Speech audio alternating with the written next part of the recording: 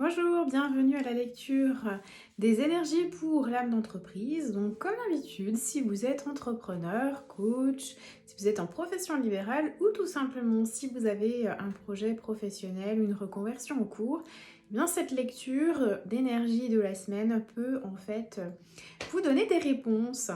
Aujourd'hui, je reviens vers vous donc comme d'habitude avec deux cartes qui vont nous exprimer et un petit peu donner les intentions de cette semaine au niveau énergétique. Puis, la dernière carte va nous donner un petit peu le travail, ce qui peut nous aider dans l'accompagnement, peut nous guider. Donc voilà, restez bien jusqu'au bout puisque en fait, vraiment la dernière carte nous permet de saisir en fait les opportunités et le travail à réaliser sur soi pour projeter à l'extérieur ce qui attend et puis ce qui nécessite de l'être.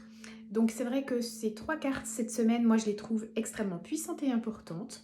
Et notamment que cette semaine est très positive. Donc on va voir ça ensemble. Je vous invite à nous rejoindre maintenant sur la lecture de cartes.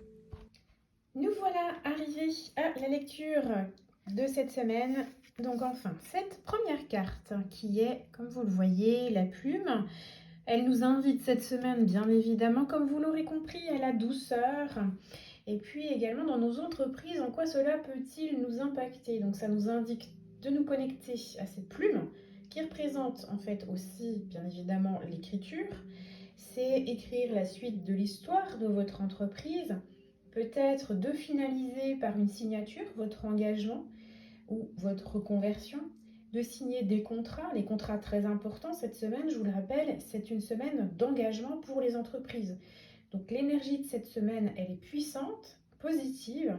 Pour les plus sensibles aux énergies, vous pourriez ressentir en vous la puissance directe de manifestation et également toute la portée de vos actes qui peuvent se manifester extrêmement rapidement. Donc cette plume très importante cette semaine, vraiment des choses très importantes au niveau de l'entreprise. L'autre carte en fait que j'ai tirée pour cette semaine, c'était la carte de la force. Cette carte est un point important. Voilà. C'est vraiment en fait notre positionnement. C'est ce que l'on veut incarner dans notre entreprise. D'ailleurs, que l'on soit salarié ou que l'on souhaite avoir une entreprise ou que l'on soit entrepreneur, il s'agira ici d'asseoir votre autorité. Ah, elle ne veut pas tenir. Bizarre, hein. Peut-être que la dernière carte va nous montrer les éléments qui sont à modifier pour asseoir cette autorité. Donc il est utile d'essayer de passer vraiment les idées, mais attention, ne pas les passer en force et sortir des jugements.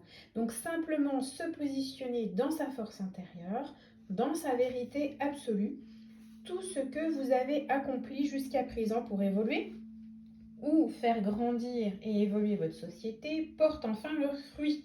De manière générale, tous les projets importants que vous avez sur le feu vont connaître enfin un dénouement positif, bien évidemment. Enfin, non, bien évidemment, là en tout cas, c'est positif, vu la carte précédente.